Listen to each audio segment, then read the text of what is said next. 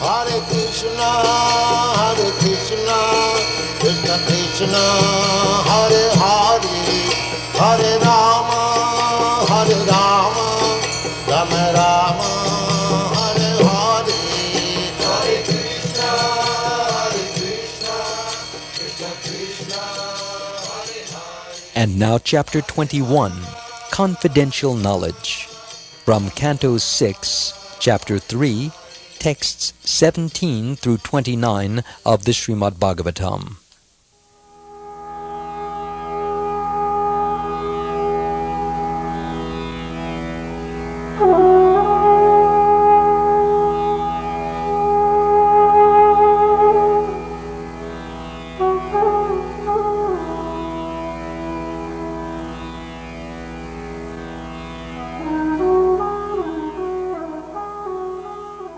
Yamaraj continued, "The Supreme Personality of Godhead is self-sufficient and fully independent. He is the master of everyone and everything, including the illusory energy. He has his form, qualities, and features, and similarly his order carriers, the Vishnu Dutas or Vaishnavas, who are very beautiful, possess bodily features and transcendental qualities almost like his. They always wander within this world with full independence. The Vishnu Dutas are worshipped even by the demigods and are very rarely seen. They protect the devotees of the Lord from the hands of enemies, from envious persons, and even from my jurisdiction, as well as from natural disturbances. The real religious principle is enacted by the Supreme Personality of Godhead. Although fully situated in the mode of goodness, even the great rishis who occupy the topmost planets cannot ascertain this principle, nor can the demigods or the leaders of Siddhaloka, to say nothing of the demons, ordinary human beings, Vidyadharas or Charanas. Lord Brahma, Bhagavan Narad, Lord Shiva, the four Kumaras, Lord Kapila, the son of Devahuti, Svayambhuva Manu, Prahlad Maharaj, Janaka Maharaj, Grandfather Bhishma, Bali Maharaj, Shukdeva Goswami, and I myself know the real religious principle. My dear servants, this transcendental religious principle, which is known as Bhagavat Dharma, or surrender unto the Supreme Lord and love for Him, is uncontaminated by the material modes of nature. It is very confidential and difficult for ordinary human beings to understand, but if by chance one fortunately understands it, he is immediately liberated, and thus he returns home back to Godhead.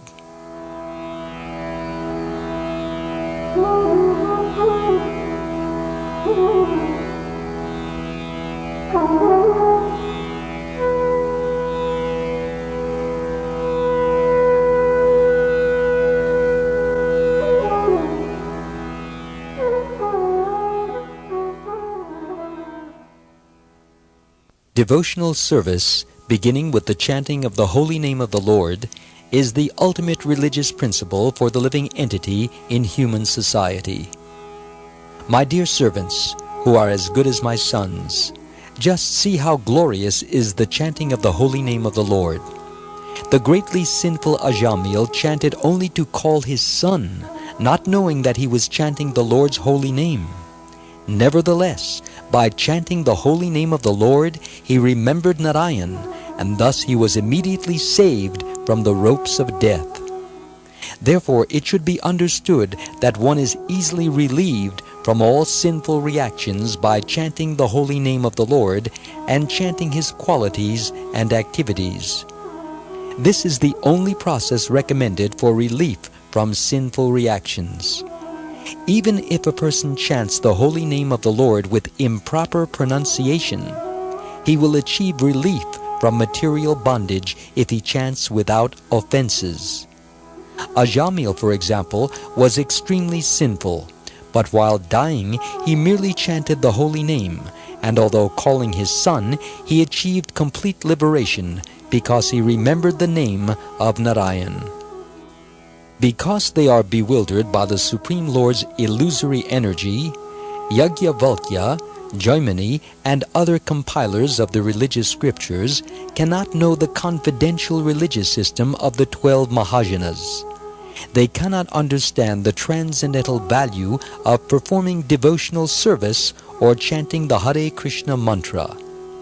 Because their minds are attracted to the ritualistic ceremonies mentioned in the Vedas, especially the Yajur Veda, Sam Veda, and Rig Veda, their intelligence has become dull. Thus they are busy collecting the ingredients for ritualistic ceremonies that yield only temporary benefits, such as elevation to Svargaloka for material happiness. They are not attracted to the Sankirtan movement. Instead, they are interested in religiosity, economic development, sense gratification, and liberation.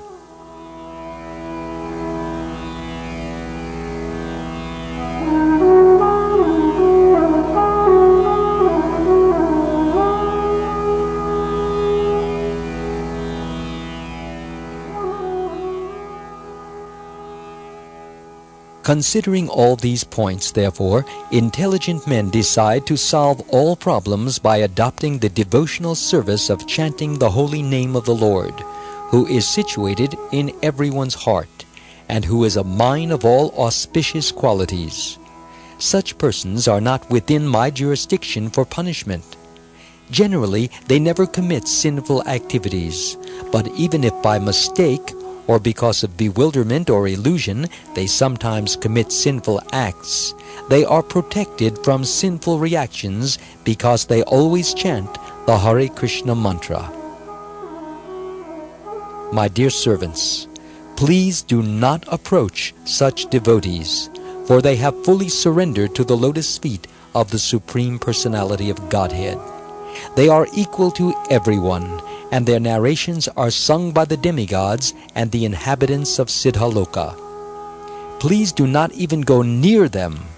They are always protected by the club of the Supreme Lord, and therefore Lord Brahma and I, and even the time factor, are not competent to chastise them. Paramahamsas are exalted persons who have no taste for material enjoyment, and who drink the honey of the Lord's lotus feet. My dear servants, bring to me for punishment only persons who are averse to the taste of that honey, who do not associate with Paramahamsas, and who are attached to family life and worldly enjoyment, which form the path to hell. My dear servants, please bring to me only those sinful persons who do not use their tongues to chant the holy name and qualities of Krishna, whose hearts do not remember the lotus feet of Krishna even once, and whose heads do not bow down even once before Lord Krishna. Send me those who do not perform their duties toward Vishnu, which are the only duties in human life. Please bring me all such fools and rascals.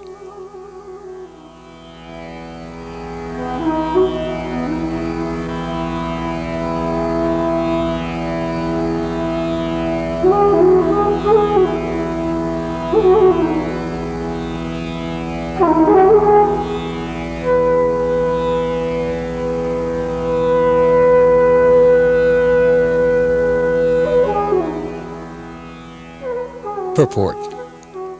Yamaraj was describing the Supreme Personality of Godhead, the Supreme Controller, but the order carriers of Yamaraj were very eager to know about the Vishnu Dutas who had defeated them in their encounter with Ajamil.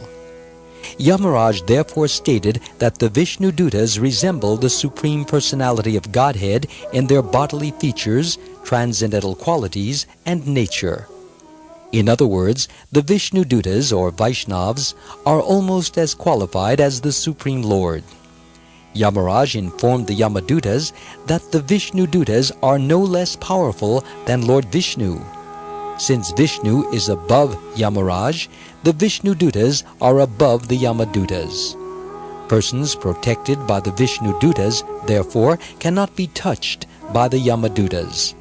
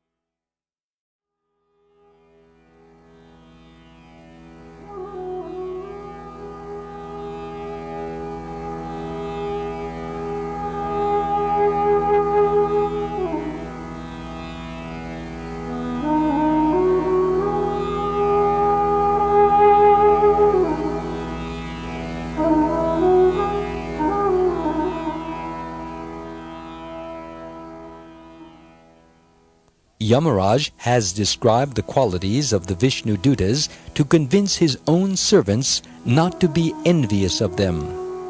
Yamaraj warned the Yamadutas that the Vishnu Dutas are worshipped with respectful obeisances by the demigods and are always very alert to protect the devotees of the Lord from the hands of enemies, from natural disturbances, and from all dangerous conditions in this material world.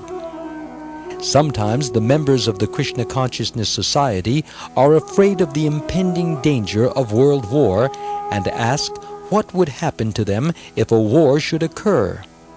In all kinds of danger, they should be confident of their protection by the Vishnu Dutas, or the Supreme Personality of Godhead, as Krishna himself confirms in the Bhagavad Gita, chapter 9, verse 31. Konteya pratijanihi name bhakta pranashyati, which means, quote, O son of Kunti, declare it boldly that my devotee never perishes, unquote.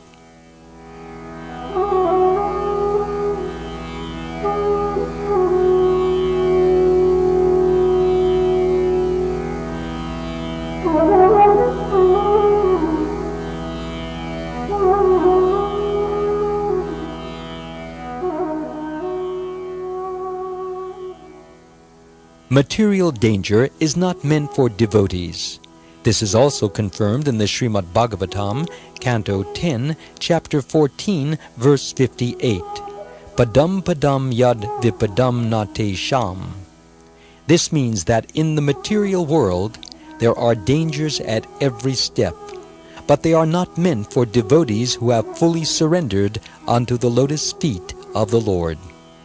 The pure devotees of Lord Vishnu may rest assured that the Lord will protect them, and as long as they are in this material world, they should fully engage in devotional service by preaching the message of Sri Chaitanya Mahaprabhu and Lord Krishna, namely chanting Hare Krishna and the other aspects of Krishna consciousness. When challenged by the Vishnu Dutas to describe the principles of religion, the Yamadutas had said, Veda pranihito dharma, which means, quote, the Vedic literature defines religious principles, unquote. They did not know, however, that the Vedic literature contains ritualistic ceremonies that are not transcendental, but are meant to keep peace and order among materialistic persons in the material world. Real religious principles are nistraigunya, above the three modes of material nature, or transcendental. The Yamadutas did not know these transcendental religious principles, and therefore, when prevented from arresting Ajamil, they were surprised. Materialistic persons who attach all their faith to the Vedic rituals are described in the Bhagavad Gita, chapter 2, verse 42, wherein Krishna says, Veda vada ratha partha nanyad astiti vadana, which means, quote, the supposed followers of the Vedas say that there is nothing beyond the Vedic ceremonies, unquote. Indeed, there is a group of men in India who are very fond of the Vedic rituals, not understanding the meaning of these rituals, which are intended to elevate one gradually to the transcendental platform of knowing Krishna. Vedaischa sarver aham eva vedya. Those who do not know this principle, but who simply attach their faith to the Vedic rituals, are called Vedavada Ratha.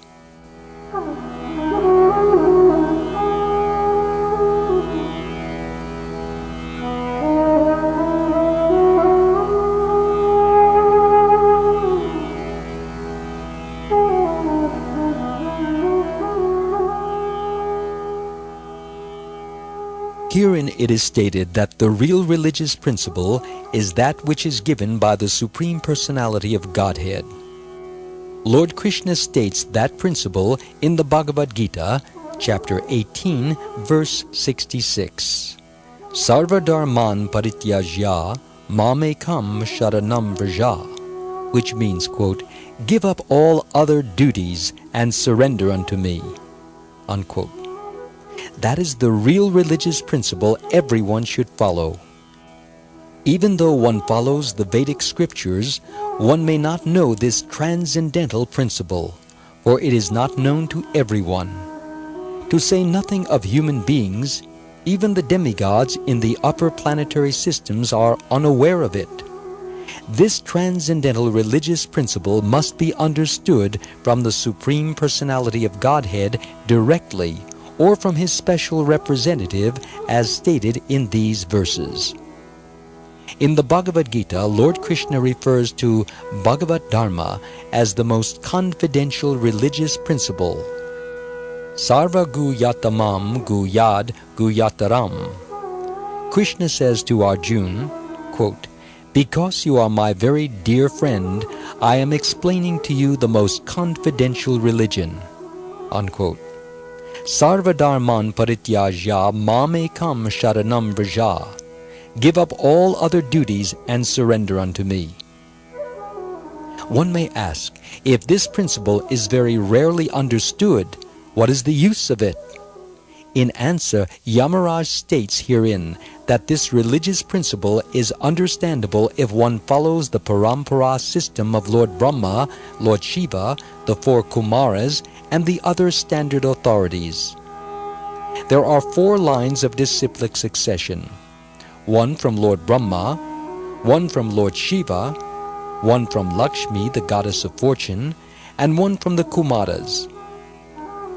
The disciplic succession from Lord Brahma is called the Brahma Sampradaya.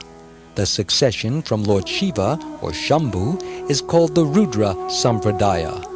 The one from the goddess of fortune, Lakshmiji, is called the Shri Sampradaya. And the one from the Kumaras is called the Kumara Sampradaya. One must take shelter of one of these 4 sampradayas in order to understand the most confidential religious system. In the Padma Purana it is said, Sampradaya vihina ye mantras te nishpala mataha, which means, if one does not follow the 4 recognized disciplic successions, his mantra or initiation is useless.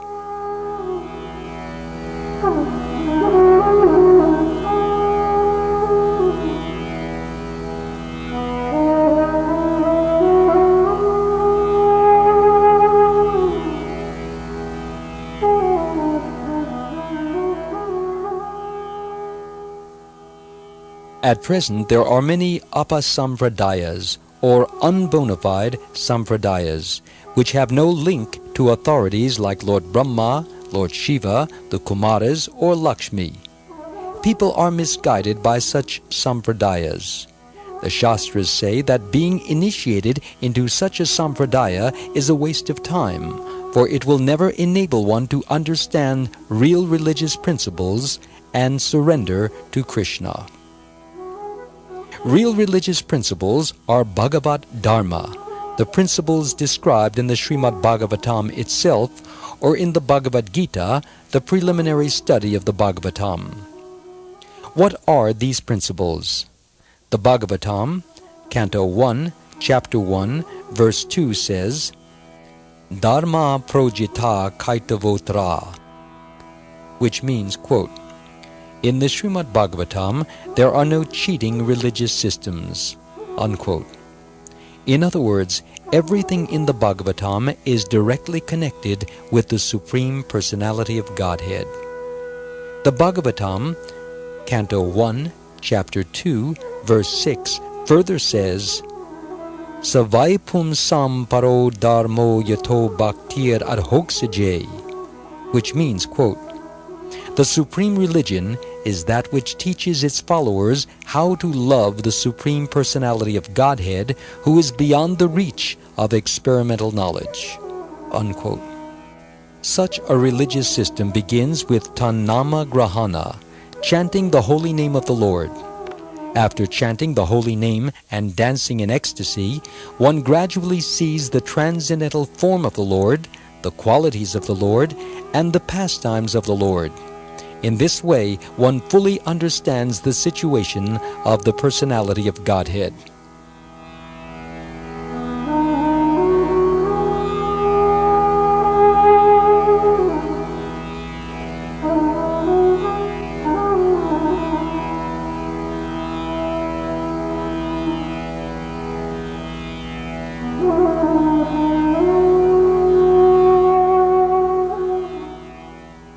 One can come to this understanding of the Lord, however, only by executing devotional service.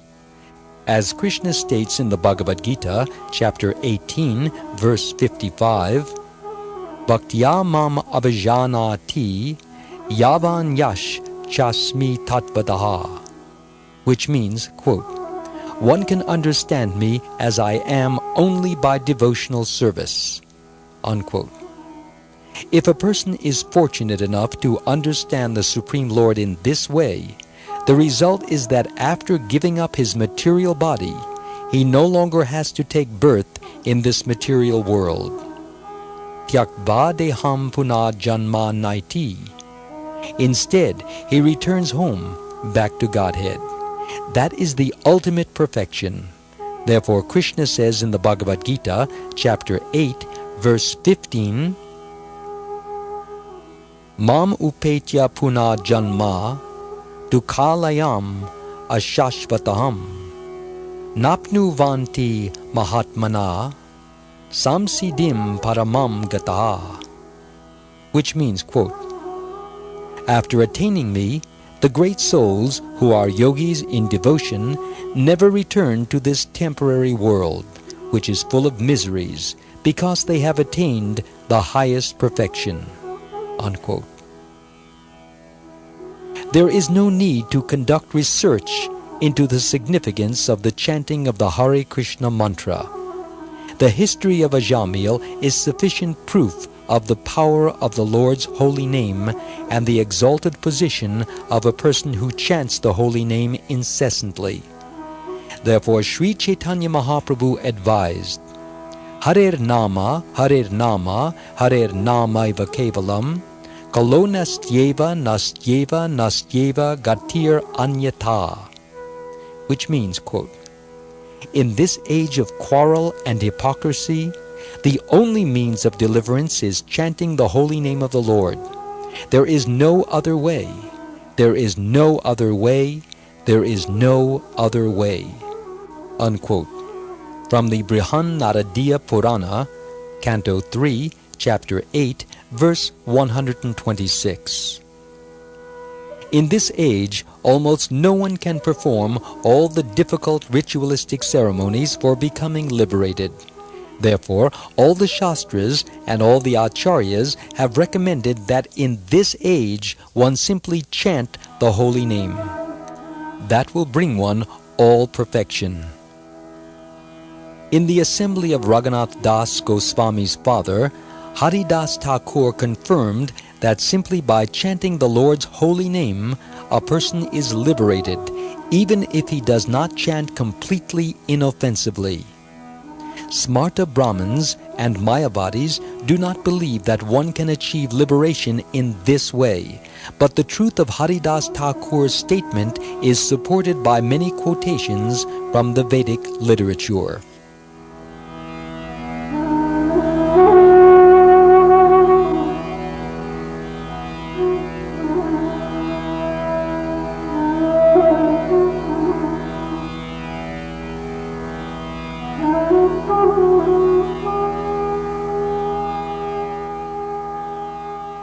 In the passage of Srimad Bhagavatam under discussion, for example, Yamaraj says, it should be understood that one is easily relieved from all sinful reactions by chanting the holy name of the Lord and chanting His qualities and activities. This is the only process recommended for relief from sinful reactions. In his commentary on this verse, Sridas Swami gives the following quotation. Sayam pratar granan bhaktya dukha gramad vimuchyate, which means, quote, if one continually chants the holy name of the Lord with great devotion, morning and evening, one will become free from all material miseries." Unquote. Another quotation confirms that a person can achieve liberation if he hears the holy name of the Lord continually every day with great respect. Anudanam idam adarena shrinvan. Another quotation says, Shravanam kirtanam dhyanam harer adbhuta karmanaha janma karma gunanam cha tad arte kila cheshtitam, which means, quote, "One should always chant and hear about the wonderful activities of the Lord.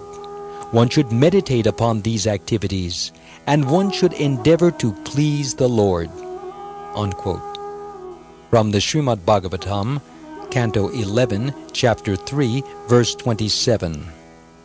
Sridhar Swami also gives the following quote from the Puranas, "Papa ksheyash cha bhavati smaratam tam ahar nisham," which means, quote, "One can become free from all sinful reactions simply by remembering the lotus feet of the Lord day and night."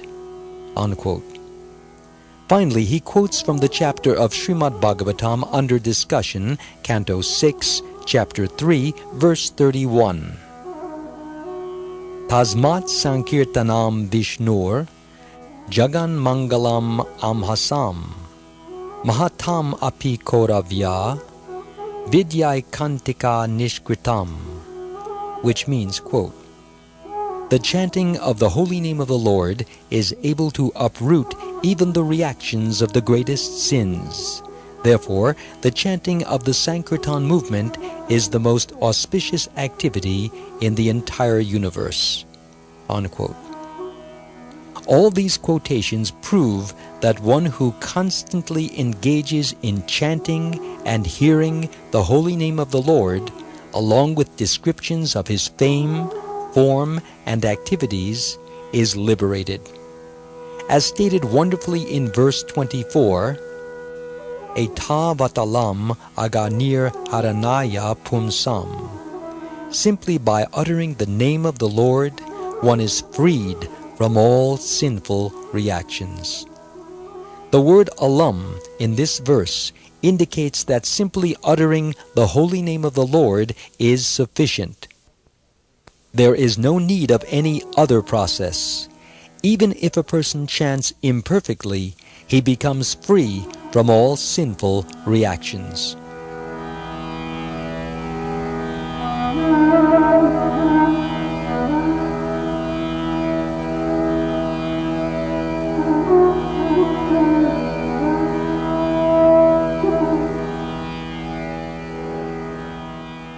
The liberation of Ajamil proves this power of chanting the holy name.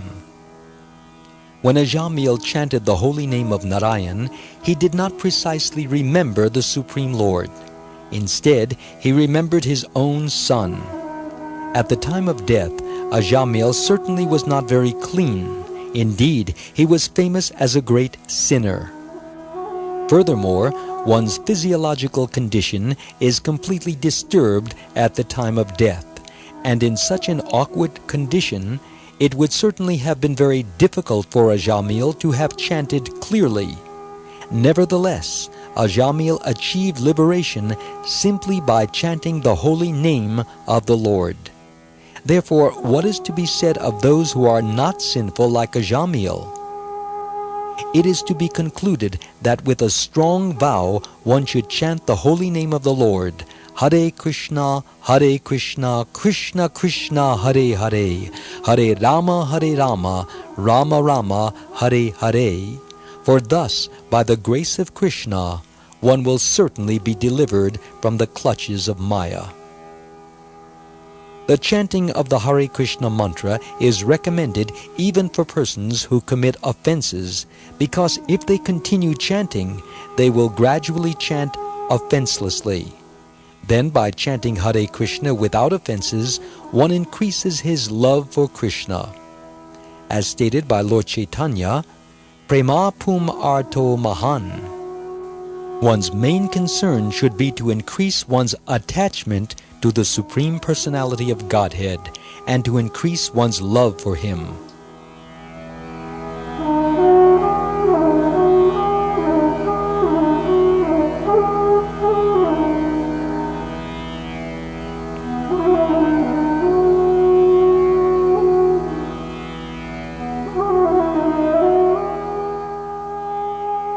Since one may easily achieve the highest success by chanting the holy name of the Lord, one may ask why there are so many Vedic ritualistic ceremonies and why people are attracted to them. Yamaraj answers this question in the passage of Srimad Bhagavatam under discussion. Unfortunately, unintelligent people are bewildered by the grandeur of Vedic yagyas, and thus they want to see gorgeous sacrifices performed. They want Vedic mantras chanted and huge amounts of money spent for such ceremonies. Sometimes we have to observe the Vedic ritualistic ceremonies to please such unintelligent men. In 1975, when we established a large Krishna Balaram temple in Vrindavan, we were obliged to have Vedic ceremonies performed by Brahmins because the inhabitants of Vrindavan, especially the Smarta Brahmins, would not accept Europeans and Americans as bona fide Brahmins. Thus we had to engage Brahmins to perform costly yagyas. As these yagyas were being performed, the members of our society performed Sankirtan loudly with mridangas, and I considered the Sankirtan more important than the Vedic ritualistic ceremonies. The ceremonies and the Sankirtan were going on simultaneously. The ceremonies were meant for persons interested in Vedic rituals for elevation to heavenly planets.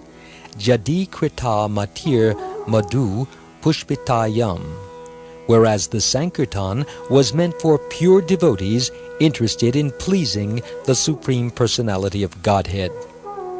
We would simply have performed Sankirtan, but then the inhabitants of Vrindavan would not have taken the installation ceremony seriously. As explained here, the Vedic performances are meant for those whose intelligence has been dulled by the flowery words of the Vedas, which describe sacrifices intended to elevate one to the higher planets.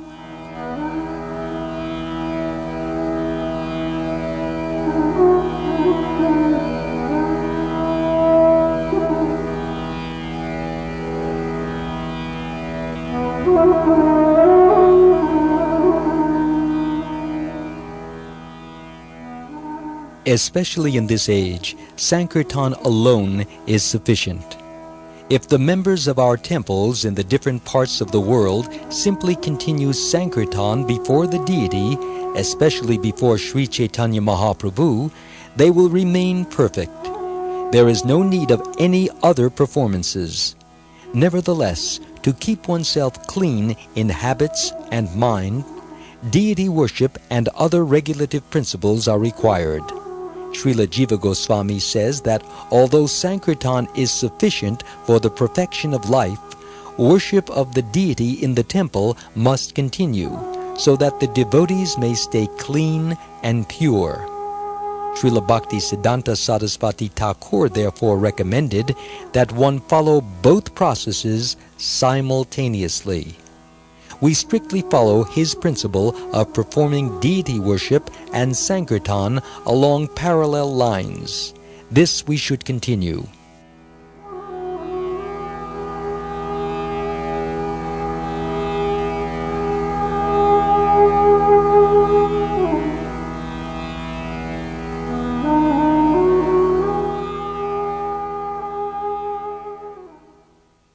In this regard, Srila Vishwanath Chakravarti Thakur quotes the following verse from the prayers of Lord Brahma, from the Srimad Bhagavatam, Canto 10, Chapter 14, verse 29. Atapi te deva padambujadvaya, prasada le shanugrita evahi, janati tatvam bhagavan mahimno, Nachanya eko picharam vichinvan.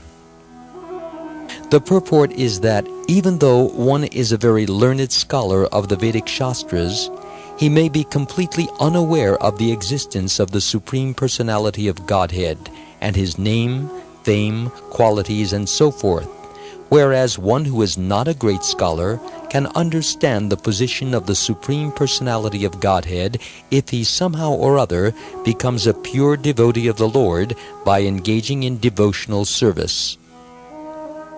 Therefore, in verse 26, Yamaraj says, Evam Vimrishya Sudiyo Bhagavati. Those who engage in the loving service of the Lord become Sudiya, intelligent, but this is not so of a Vedic scholar who does not understand Krishna's name, fame, and qualities. A pure devotee is one whose intelligence is clear.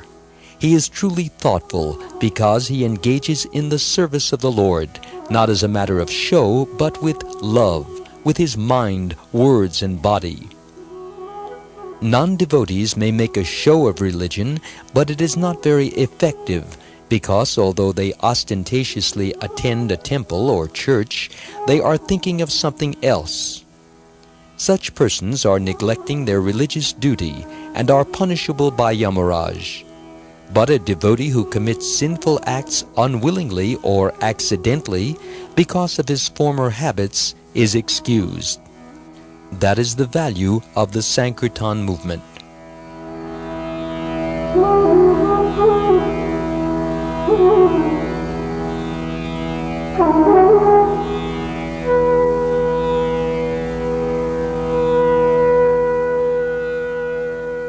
In effect, Yamaraj warned his servants, My dear servants, henceforward you must stop disturbing the devotees. The devotees who have surrendered unto the lotus feet of the Lord, and who constantly chant His holy name, are praised by the demigods and the residents of Siddhaloka.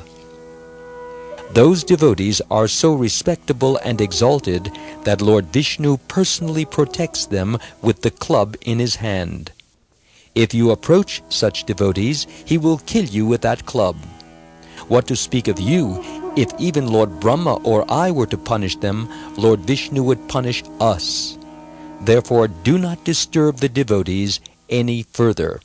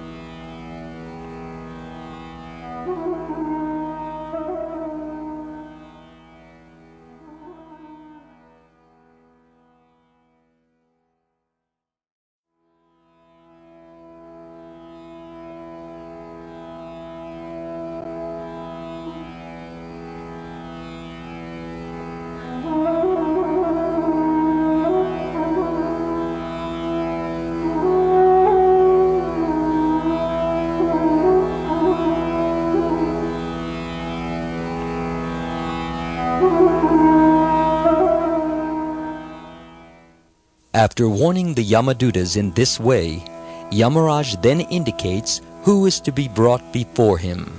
He specifically advises the Yamadutas to bring to him materialistic persons attached to household life merely for sex. As stated in the Srimad Bhagavatam, Canto 7, Chapter 9, Verse 45, Yan maitunadi grahamedi sukham hi tucham, which means, people are attached to household life only for sex pleasure, which is very insignificant. They are always harassed in many ways by their material engagements for making money to maintain their families, and their only happiness is that after working very hard all day, at night they sleep and indulge in sex. Yamaraj specifically advises his servants to bring these persons to him for punishment, and not to bring the devotees who always lick the honey from the lotus feet of the Lord, who are equal to everyone, and who try to preach Krishna consciousness out of sympathy for all living entities. Devotees are not liable to be punished by Yamaraj, but persons who have no information of Krishna consciousness cannot be protected by their material life of so-called family enjoyment. The Srimad Bhagavatam, Canto 2, Chapter 1, Verse 4 says, Deha patya kalatra dish, vatma sanyesh vasatsvapi, tesham pramato nidhanam, pashyanapi na pashyati.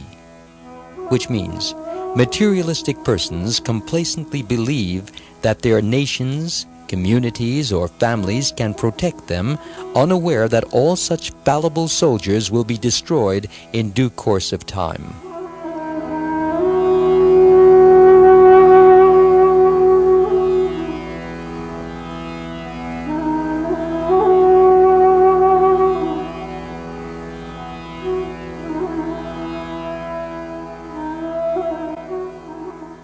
In conclusion, one should try to associate with persons who engage in devotional service 24 hours a day. Then one can come to know the purpose of human life, which is to please Lord Vishnu. Varnashram Dharma is also meant for that purpose, as stated in the Vishnu Purana, Canto 3, Chapter 8, Verse 9. Varnashrama charavata Purushena para puman, Vishnu aradyate panta, nanyatatosha karanam.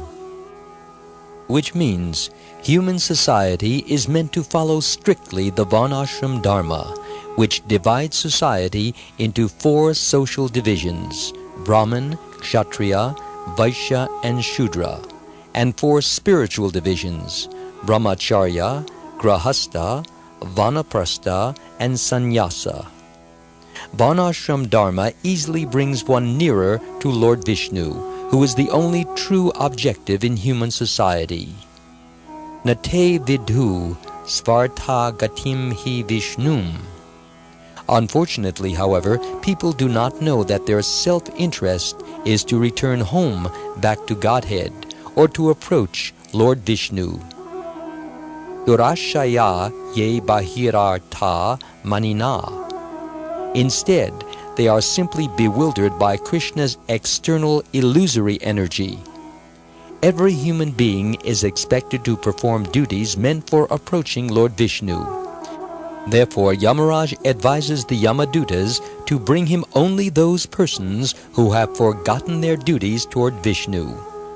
One who does not chant the holy name of Vishnu or Krishna, who does not bow down to the deity of the Lord, and who does not remember his lotus feet, is punishable by Yamaraj.